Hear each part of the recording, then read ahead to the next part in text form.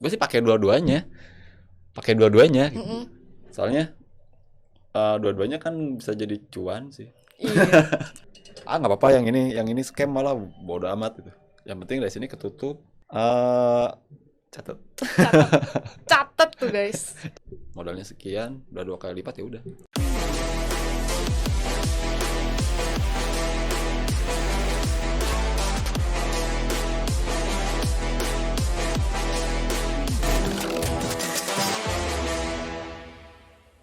Halo semuanya, selamat datang di Duit Channel. Semoga yang nonton sehat selalu ya. Kenalin, nama aku Della. Dan kali ini kita kedatangan tamu lagi dari salah satu komunitas duit, salah satu perwakilan komunitas duit yang datang sama Pak Rudi. Halo, nama saya Kiki. Saya dari Bandung, datang dengan Pak Rudi. Terima kasih dari Duit yang sudah mengundang kami berdua sebagai perwakilan dari komunitas. Dan ternyata setelah sampai di sini, kita benar-benar takjub.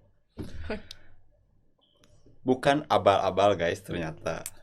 Bukan bukan abal-abal. Itu tadi potong Udah aja. faktanya gitu ya. Faktanya. Faktanya gitu, kita duduk di sini Iya. masih aja dibilang abal-abal kan. Perlu diperiksa kayaknya matanya kalau kayak gitu kan. Oke, jadi kita di sini bakal ngobrol-ngobrol lagi sama salah satu perwakilan komunitas duit, dan narasumbernya ada Kak Kiki yang udah jauh-jauh dari Bandung mau ke Bali untuk menuhin undangannya kita. Nah, Kak, gimana nih penerbangannya? Lancar? Lancar, alhamdulillah. Gimana? Berarti udah vaksin dong ya, udah bisa terbang. Sudah, tapi baru yang pertama sih. Baru yang Jadi pertama. kemarin gua harus PCR dulu. Nah, buat info juga buat teman-teman nih, ntar yang mau pada terbang kemana kek, kalau yang masih vaksin pertama, kita pulang balik mesti PCR kayak gitu. PCR. Terus kemarin nyampe di Bali jam berapa, Kak? Sekitar jam 1-an. Jam 1-an ya? Waktu sini, waktu Bali. Oke, terus tadi juga Pak Rudi sempat cerita dapat main-main ke Kuta nih kakaknya. Ya kan kita rencana sore, bukan kita sih, saya. Mm-mm. Gua tuh rencana sore pengennya main ke sini, ke kantor. Gua ngajakin tuh Pak Rudi.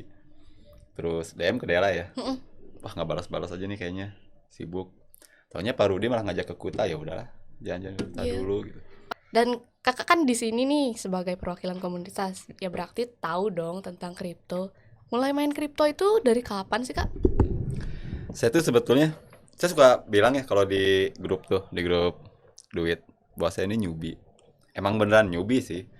Saya tahu tentang BTC dulu, udah dari Mm-mm. dulu. Dan saya Bitcoin belum berarti. Bitcoin ya. Dan saya belum tahu istilah kripto. Begitu tahu kripto tuh tahun 2000, kalau nggak salah tuh tahun 2018 atau 2017. Dan sama sekali nggak tertarik. Baru ketika bulan Februari kemarin, ada teman saya yang ngajakin join di salah satu exchange lokal lah, gitu. Udah depo di situ. Ternyata ketika saya buka lagi, dilihat, dipantau, bulan April bertambah tuh. Iya. Saya depo hanya 600 ribuan gitu. Mm-mm. Itu pun uangnya dia gitu. Ternyata terbukti, oh nambah nih. Nah dari situ setelah 2 bulan dari itu baru saya mulai buka-buka kripto tuh apa sih segala macem gitu. Jadi Dan mulai belajar gitu kan. ya baru mulai belajar. Belum tahu Trust Wallet, Pancake segala macem gitu, nggak tahu. Baru 3 bulan belakang ini saya baru punya Trust Wallet segala macem. Berarti sama dong kayak Dela. Baru banget. Dela juga baru Seperti itu. soalnya. Ngawalin di situ. Dan berapa ya? Gua tuh depo cuma 300 ribuan, 300 ribu. Kepotong ini itu cuma berapa lah gitu. Ingat nggak yang pertama kali dibeli setelah setelah terjun di kripto, selain yang di Trust Wallet nih, yang pertama kali banget itu dibeli apa sih?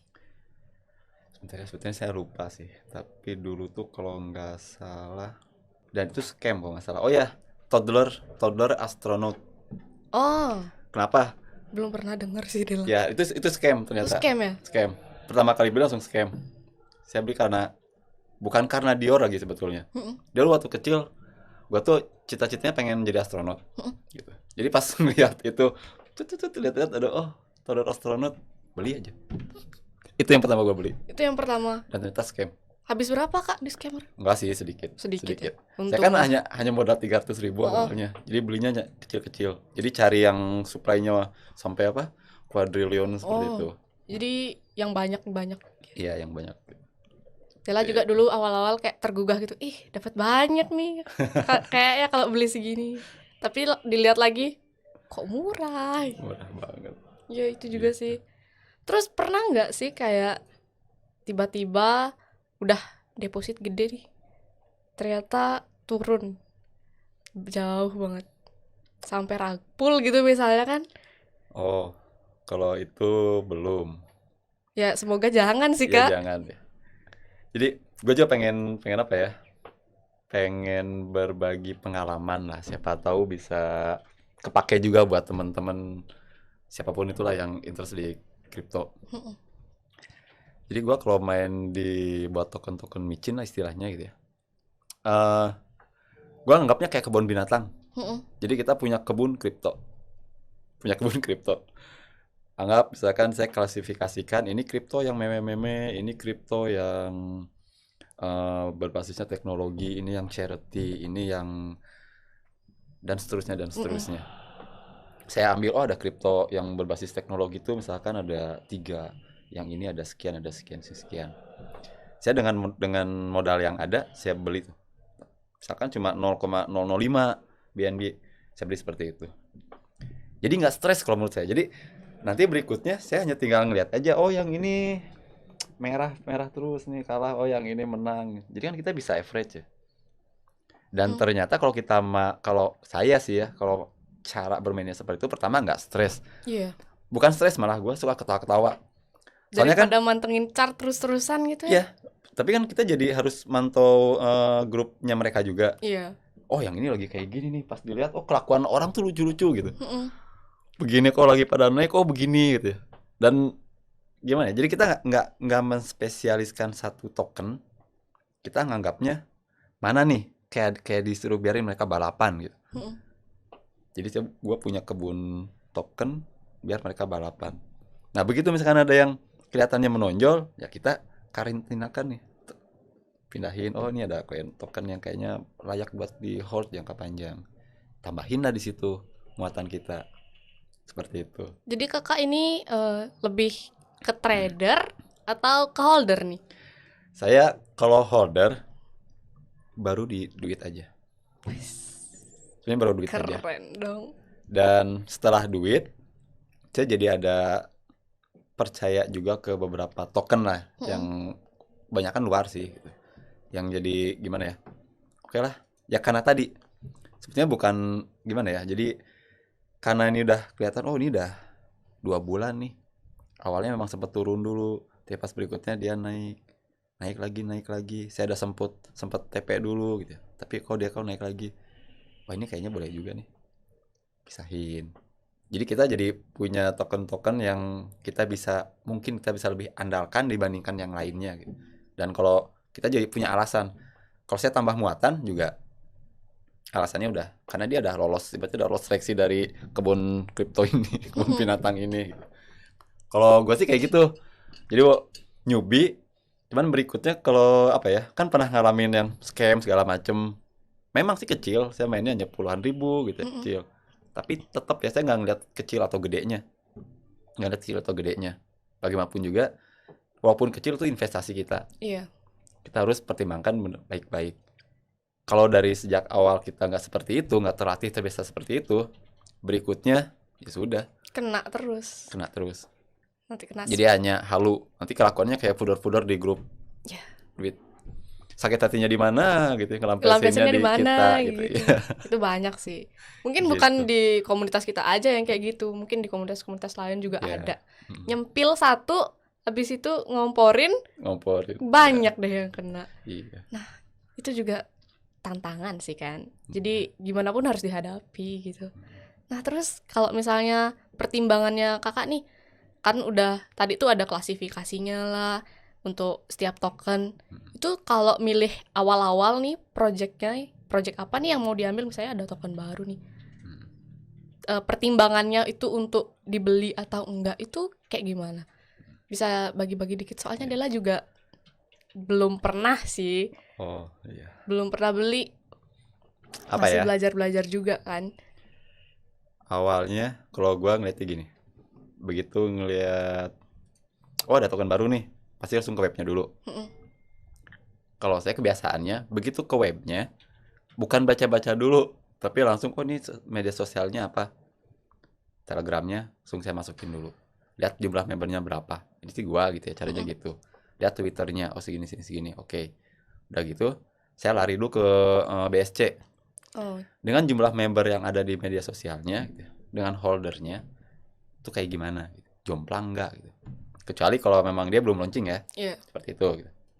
Nah setelah itu baru gua baca webnya. Sebenarnya gue jarang-jarang lihat white paper. Mm. Soalnya buat gue kalau white paper tuh, ini sih projectnya begini, kayaknya ya copas aja gitu. Toh kita juga bisa lihat di token sniffer atau apa gitu kan, di Iya. situ udah kelihatannya, oh ini similar atau ini enggak gitu ya. Mm-mm. Gitu. Gue pasti langsung lihatnya, oh ini timnya ada nggak sih devnya? Dia pasang foto atau enggak? Oh ternyata enggak gitu ya. Kalau misalkan enggak, gue lihatnya di apa lagi ya? Udah listing loh di CMC gitu. Gitu-gitu aja. Kalau enggak, kalau ternyata hal-hal tersebut juga masih nggak lulus nih, larinya balik lagi kalau gue sih ke Telegram, lihat di komunitasnya, ya scroll up terus lihat kayak gimana nih si Iya. devnya ngomong apa, respon komunitasnya gimana gitu. Dari situ barulah mutusin apakah akan investasi atau enggak gitu. Masih apa ya, newbie banget, Iya. jadi ya gitu-gitu aja sih. Sama sih, sama-sama newbie. Dela juga baru banget masuk ke Mm. industri kripto. Ada jangka waktu tertentu nggak sih kakak untuk nge-hold suatu token? Untuk misalnya, mau hold segini aja deh, apa namanya, cuma 2 tahun aja deh, habis itu buang atau Hmm, lepas, jual lagi gitu, cari yang lain. kalau gua kalau sampai selama itu enggak ya, soalnya kan baru 3 bulanan ini, tiga Mm-mm. bulan pun belum. Tapi kalau bilangnya gambarannya gimana sih, rencananya gimana? Kalau saya sih klasifikasikan lagi. Jadi saya lihat ada token-token yang memang, oh ini harus gua tahan panjang nih. Mungkin 2 tahun, 3 tahun nggak tahu. Kita sambil lihat progresnya nih token gitu. Tapi ada juga yang apa ya istilahnya? Ada tuh Bro Agung bilang hit and run gitu. Mm-mm. Kayak kalau Pak Rudi bilang tuh, ini yang kayak ginian sih hit and run katanya. Saya baru tahu istilah-istilah kayak gitu. Tapi Dela emang juga baru denger. tapi emang bener. Jadi ada contohnya apa ya? Ada satu token lah. Sebetulnya token ini dia nggak ada smart contract. Jadi hanya bisa diperoleh dengan menambang. Mm-mm. Tapi ternyata biasanya banyak orang-orang yang bikin yang palsu seperti itu. Oh. Saya sempat kemakan, saya beli tuh tokennya. Begitu tahu dari komunitas, oh nggak itu palsu. Ini nggak ada smart contract, mereka belum launching. Jadi kita hanya bisa dapat token ini ya dari menambang Dari aja udah oh gitu. gitu. Oh gitu, nah, saya udah beli nih. Nah terpaksa mas saya dipantengin terus chartnya. Begitu misalkan saya beli 0,01 gitu ya. Waduh, pas lagi turun. Tapi lagi agak sering mantengin. Begitu 0,2 gitu ya, 0,02 udah aja jual gitu. Ada juga yang memang maksudnya kan kita ngeliat nih. Oh ini yang pre-sale, ini yang Mm-mm. fair lunch segala macam gitu ya. Saya udah pilih-pilih dulu, terus cari yang tanggal-tanggalnya deketan atau sama, saya beli. Saya senengnya kayak gitu, seneng tebar benih gitu. Mm. Tapi maksudnya beli itu ya sudah dior dulu dong. Gitu. Iya. Tapi diklasifikasikan. Nah, selain mengklasifikasikan berdasarkan jenis tokennya tuh apa, saya juga klasifikasikan dari kalau tokennya begini mah kayaknya nih setelah saya amati ini sih buat hit and run aja. Nah, Mm-mm. kalau ini kayaknya agak ditunggu dulu gitu. Nah, kalau ini udahlah ini saya emang jangka panjang. Nah, contoh kayak duit ini. Mm-mm. Setelah saya lihat segala macam, oh ini sih jangka panjang. Belum pernah kena scam. Oh pernah ya. Pernah. Kan pertama malah scam Iya, kenanya. pertama malah scam. Habis itu pernah kena lagi nggak? Sering. Sering. Saya kan bikin kebun binatang, bikin kebun Kebun kebun kripto. token, Heeh. sering lah. Jadi misalkan ada 4 klasifikasi, Mm-mm. charity apa apa dan apa gitu ya. Masing-masingnya misalnya isinya ada 5 atau 10 kripto. Itu kan saya beliin semuanya. Nah, dari 4 ini kalau isinya masing-masing 5 udah 20. Tapi seenggaknya rata-ratanya, walaupun dari 20 ini misalkan 20 tuh yang 12-nya loss atau malah ada yang scam, ada yang mati atau nggak jelas gitu ya. Tapi yang dari yang 8 ini nutup gitu. Hmm. Misalkan dari 20 token ini modalnya 1 juta gitu, misalkan gitu ya. Nggak apa-apa banyak yang kalah juga. Tapi seenggaknya jadi 1.200.000 kan tetap aja untung. Iya. Gitu. Tadi kan kakak sempat bilang tuh kalau ada satu token yang nggak ada smart kontraknya. Nah, yang selama ini Dela tahu, ngecek chart itu kan pakai smart kontrak tuh. Bukan, jadi maksudnya gini. eh jadi token ini tuh Heeh, dia belum launching. heeh. Untuk mendapatkan token ini, kita harus menambang di aplikasi yang dia sediakan. Berarti kan dia belum punya smart contract. Heeh. Nah, ini di luar sudah ada, berarti kan palsu gitu maksudnya. Nah, saya pernah dapat yang palsu, saya beli Oh, gitu. gitu. Padahal kata teman-teman di komunitas, enggak itu ini belum ada smart kontraknya nih. Belum Ah. launching baru nanti. Itu palsu Ki katanya. Oh, oke oke. Tapi kan gua nggak mau rugi ya. Ini walaupun palsu, tapi ini chartnya turun naik nih. Nah begitu lagi untung gua jual. Oh, berarti kayak tiruan gitu ya? Iya, sama kan kayak duit juga ada yang niru tuh. Banyak banget. Banyak kan Banyak. sekarang? Waktu itu satu, sekarang udah berapa tuh? Lumayan sih. Bahkan jangankan token ya, kita dari medsos pun itu ada Iya. yang copy. Itu kalau di Facebook tuh banyak banget. Bahkan dia juga komen gitu, Kak, di Facebooknya kita, minta ETH sama BTC. Nggak main-main lagi. 50 BTC. Itu Gitu-gitu dia janjinya. Itu parah sih emang. gue tuh heran ya sama orang-orang kayak gitu ya. Motivasinya kayak gimana gitu. Iya, tapi kayaknya itu terorganisir sih. Karena sering banget di project kita yang satu lagi juga sering banget kayak Kayak gitu gitu. ya. Heeh. Bahkan 11 page gitu sama semua. Itu tantangan juga sih kan. Kalau misalnya teman-teman ngelihat ada sosmed ataupun tiruan gitu, langsung di-report aja ya. Ya nggak, Kak? Ya benar. Daripada ngerugiin banyak orang, jadi mending di-report aja deh. Oke, kita lanjut ke bahasan aja deh. Kakak Siap. lebih suka pakai DEX atau CEX? Lebih suka pakai mana gitu ya? Yes. Waktu awal pertama gua kenal kripto tuh emang dari checks kan berarti. Mm. Dari checks. Dan gua nggak trading tuh di situ. Baru trading sekitar sebulan, itu pun nggak nyampe sebulan. Gua tahu Trust Wallet segala macam pancake ya, DEX. Yes. Nah dari situ yang agak sering tuh di situ sebetulnya. Tapi eh, ketika ada duit dan ini sejujurnya ya, jadi pas udah ada di grup duit, terus kayak Agung atau siapa tuh Iya. banyak yang ngebahas tentang DEX, cek seperti itu Yes. gitu ya. Nah dari situ saya jadi tahu fungsinya gitu, perbedaan lah fungsi dan segala macamnya, dan dari situ saya bisa, oh kalau gua mau mainnya begini tuh cocoknya di sini gitu. Dan kalau sekarang gua mainnya mau begini tuh cocoknya di cek misalnya seperti itu gitu. Jadi tahu fungsinya. Saya tadinya eh, tahu bedanya, tapi tuh gua tuh nggak tahu gitu. Ini cek atau dex. Nah ketika baru di duit aja baru gua tuh tahu Mm. seperti itu. Jadi kalau misalnya ditanya lebih suka yang mana, ya saat ini gue sih pakai dua-duanya, gitu. Mm-mm. Soalnya dua-duanya kan bisa jadi cuan sih. Iya. Jadi di mana ada cuan langsung aja masuk Gitu. gitu ya. Ya. Terus kakak tahu duit dari mana, Kak? Awalnya nih, pertama kali masuk ke duit itu dari mana?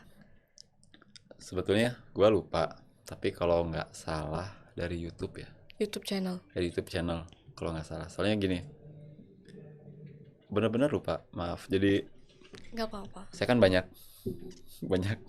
hunting token tuh, tapi hunting tuh dari mana aja gitu. Belakangan sering-seringnya kan ya udah ada ini lah, Coin Mooner lah, hunting segala macem gitu. Cuman waktu awal-awal waktu itu, ketika saya lebih seringnya ke YouTube cari YouTuber.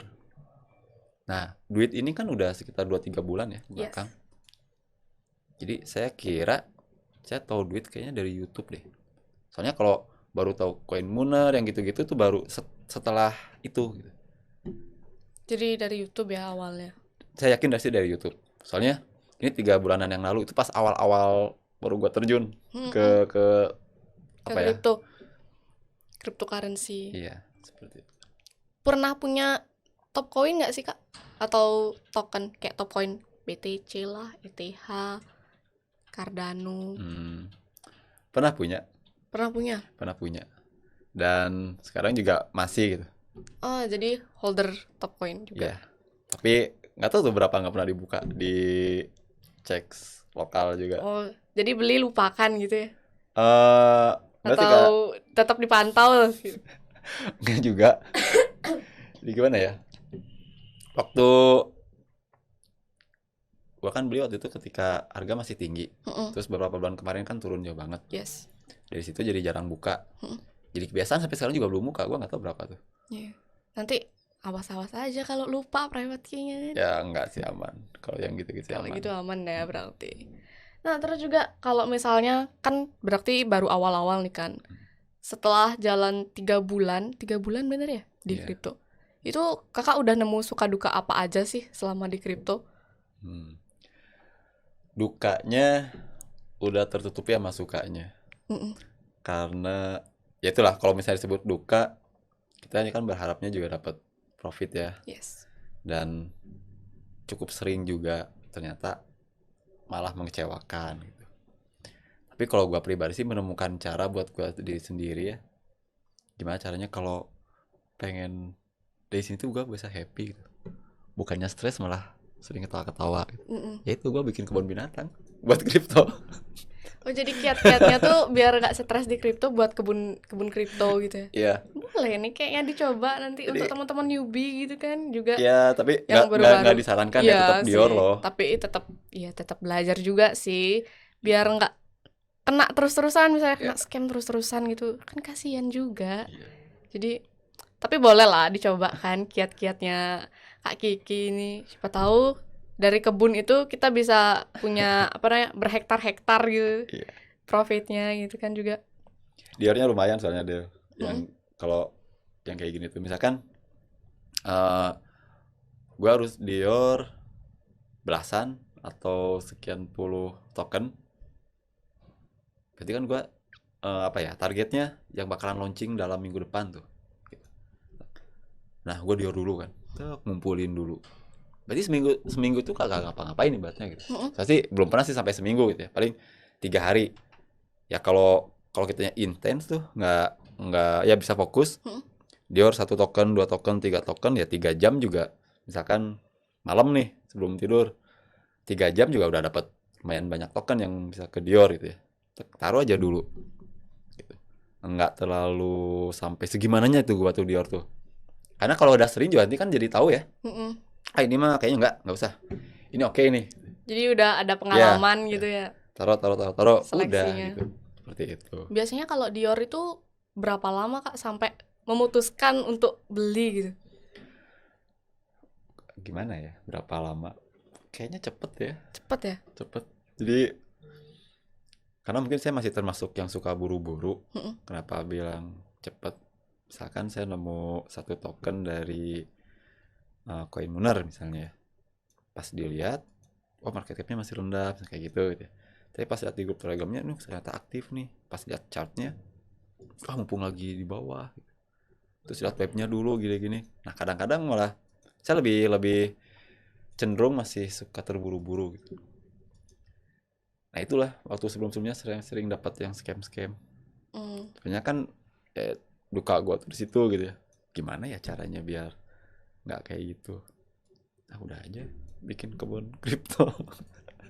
Ternyata cukup efektif kalau buat gue sih. Di kebun kriptonya. Iya. Tapi ini ngomong-ngomong, tadi kan kakak bilang nih Dior sampai semingguan.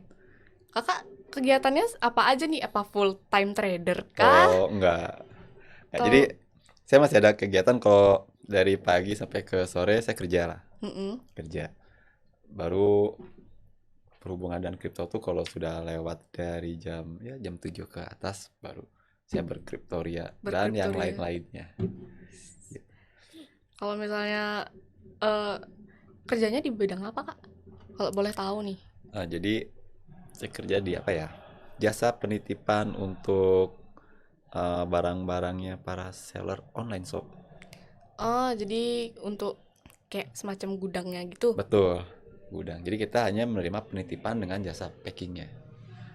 Udah gitu aja. Mungkin kalau misalnya di kripto bisa kali ya diimplementasikan nanti. eh Catat. Catat, catat tuh guys. Hari libur nih, apakah kakak juga pantengin chart terus atau ada hari liburnya nih? Gimana? eh Libur nggak total libur, mantengin juga nggak total mantengin. Sambil aja. Tapi tetap pantau gitu Ya. ya. Nah enaknya gitu ya kalau misalnya kita main di Famut gua ya. eh Fokus boleh, tapi jangan sampai bikin kita stres lah. Terus kita Bener udah sih. kerja, saya menyisihkan waktu 2 sampai 3 atau 4 jam di malam hari gitu ya untuk berkriptoria gitu. Ya sah-sah aja lah, boleh-boleh aja. Yang penting gua tahu porsi-porsinya buat tubuh gua gitu. Saatnya tidur ya tidur, segala macam gitu. Harus harus tetap jaga kondisi lah intinya. Nah, ketika libur juga masa sih nggak pengen setiap hari udah jenuh seperti itu, nggak pengen Mm-mm. misalkan olahraga kayak misalkan gue Liburan. seneng badminton atau seneng apa gitu, kalau nggak seneng main dulu lah gitu, toh nanti juga nggak akan terlalu signifikan juga ya kalau pas lagi libur kan, Iya. sering-seringnya gitu. Jadi tapi tetap ketika main badminton misalnya Mm-mm. pas lagi jeda kan gue tetap bisa buka sebentar doang gitu. Oh lagi segini, soalnya kan takut kali aja ya tiba-tiba pas lagi naik ribuan persen gitu, cepet-cepet di Kelewatan gitu ya. kayak Kelewatan gitu. TP. Heeh. Jadi ya sayang banget itu tinggal liburan. Hmm. Terus kalau misalnya dari segi token yang kakak pegang itu kebanyakan token luar atau token Indo sih yang Kalau saat ini kebanyakan token luar. token luar ya? Ya. Kenapa kak lebih pilih token luar? Eh, karena emang banyaknya di luar. Maksudnya dengan kalau saya kan caranya begitu. Nah sekarang token Indo ada berapa sih? Iya sih. Udah. Kalau misalnya semuanya udah masuk di kebun, udah selesai. Tapi kan di luar, Masih banyak. ya, Itu juga sih kayaknya yang perlu jadi tantangan ya. ya, Dari sumber daya manusianya, ya, knowledge-nya gitu juga sih. Emang menantang banget lah dunia kripto. Ya nggak Kak? betul. Deg-degan nggak sih kalau misalnya ngelihat tiba-tiba jatuh nih chartnya gitu. Atau enggak salah kirim token ke jaringan Hmm. lain gitu. Kalau salah kirim token belum pernah. Belum pernah. Mudah-mudahan sih nggak lagi Iya. gitu ya. Terus kalau deg-degan, saya main kriptonya kan masih sedikit-sedikit gitu ya. Jadi belum juga ngerasain misalkan saya investasi di satu token tuh sekian BNB atau belas BNB atau 10 BNB. Mm-mm. Ya belum seperti itu. Jadi kalau tanya deg-degan, enggak sih. Jadi gimana ya? Karena mungkin caranya gitu ya. Saya mainnya dirata-ratakan gitu. Ah nggak apa-apa yang ini scam malah bodo amat gitu. Yang penting dari sini ketutup modalnya sekian, udah 2 kali lipat ya udah. Main aman gitu ya berarti. Ya. Biar sehat juga mental. Iya. Sambil menyeleksi. Jadi kadang-kadang ada agak trading, tapi ntar juga seleksi yang ini buat di hold. Gak apa-apa. Seperti itu. Sebut merek aja kak. Kita mah masih ada sunting habis ini. Ya nggak bang? Oh iya, kakak kan juga lumayan aktif nih di grup. Pernah nggak sih nemu kayak yang ngeyel gitu? Atau mungkin sampai di chat gitu karena keseringan gitu mungkin. Jadi ada yang sampai ngira admin gitu. Oh, kalau yang ngira admin karena beradu argumen di grup sih enggak. Tapi kalau mengira admin misalkan nanya cara beli waktu ketika presale, ada lah 1, 2 atau ya lumayan ada lah gitu. Yang nanya ini cara belinya gimana gitu. Dan memang yang saya ingat sih 2 apa 3 lah kalau nggak salah pernah kan cara belinya DM, malah saya bilang DM aja gitu. Jadi Ada. Tapi kalau misalkan karena berdebat, adu argumen, kalau nggak salah ada juga deh 2 deh. Tapi saya lupa di akunnya. DM ya. Ya, Kalau di grup gitu pernah nggak sih bang? Kayak adu argumen. Apalagi kan kayak waktu ini tuh banyak banget tuh ada ya yang manas-manasin gitu masuk gitu kan. Jadi kayak perang jari itu dimulai. kalau nggak salah saya sering ya, Sering. sering. Tapi karena gua newbie, jadi ketika si Pudel ini, si Pudar ini dia bahasnya ke teknis, saya cenderung diam kan. karena takut yang saya omongin salah gitu. Hmm. Nah, beruntung di grup itu ada teman-teman seperti Agung ya, atau siapa tuh, Pak Rudi, Thanos, kayak terus Kazu atau Hendra, siapa yang sepertinya mereka tuh wawasannya luas gitu. Dan saya yakin wawasannya lebih dari saya. Malah saya banyak belajar jadinya di situ. Ketika mereka jelaskan ini itu, saya malah jadi banyak belajar. Oh iya, seperti itu. Lebih seringnya kan saya lebih ke apa ya? Bukan ngomporin. Mm. Kalau adu argumen saya lebih bawa ke sisi yang lain gitu. Iya. Tapi kalau udah mulai teknis tentang kriptonya, saya pasti jarang banget lebih langsung diam. Ya mending daripada salah ya kan. Kalau nggak tahu jangan banyak inilah. Tapi banyak tuh, setiap ada perdebatan pasti Dela selalu di-tag tuh. Banyak. Kak Kiki juga sering kayak nge-tag Dela. Masa depan kita cerah. Masa depan kita. Aduh. Kalau nggak sama Bang Thanos tuh. Dela sering banget, Mbak Del gitu. Apa ini? Apa ya? Gitu. Jadi setiap perdebatan selalu ada Mbak Del pasti gitu-gitu. Ya, waktu awal kan gini. Masih ingat gak ada istilah bening-bening kayak gitu? Oh, yes. Nah, Mbak Bening. Aduh, Dela kelewatan tuh. Dela jadi nggak tahu topiknya, tiba-tiba udah di tag aja Mbak Bening. Siapa gitu. jadi setiap kali kita habis berdebat di grup, ujung-ujungnya suka ada cewek yang nongol tuh dari member. Tuh, dulu apa siapa ya, sama Agung kalau nggak salah ya? Iya. Sama Agung, terus sama siapa ya? Kak Bima. Iya. Jadi setiap kali kita ada argumen, ujung-ujungnya pasti ada cewek yang nongol. Nah, dari situ mulainya. Di hari ke berapa lupa ya. Dela yang nongol. Jadi Dela juga kena. Iya, itu dah suka duka juga sih. Kakak juga sering pakai rupiah untuk gini, deposit gitu. Iya, Selalu pakai rupiah. selalu pakai rupiah. Oh, kalau di Hotbit pakai rupiah juga. Nah, Hotbit saya belum. Oh, Hotbit belum ya. Jadi udah tahu sih, cuman saya belum. Jadi sekarang sih ya intinya Hotbit nggak dulu deh. Udah saya fokus dulu yang ini, ntar kalau udah ketemu pattern yang enak gitu buat saya, oh ini begini, baru nanti saya loncat ke yang lain. Seperti itu. Saya baru 3 bulan. Iya, sama. Jadi megang satu-satu. Megang satu-satu apa tanam bibit gitu. Ya pegang satu-satu, kepegang dulu satu-satu. Jangan mau megang semuanya, repot gitu. Untuk komunitas kita kan punya banyak nih komunitas, Kak. Pernah nggak sih kayak ngadepin komunitas yang teman-teman komunitas yang emang masih baru belajar juga nih sama kayak kakak, tapi mereka pada ngeyel? Ada ya, di duit Ya? kayaknya. Banyak banget, keras. Gue sih nggak berani ngejudge ya. Tapi yang jelas kalau dari omongannya udah kasar, terus kalau nggak dia maksudnya ngeyel tuh gimana ya? Yang jelas ngejelek-jelekin.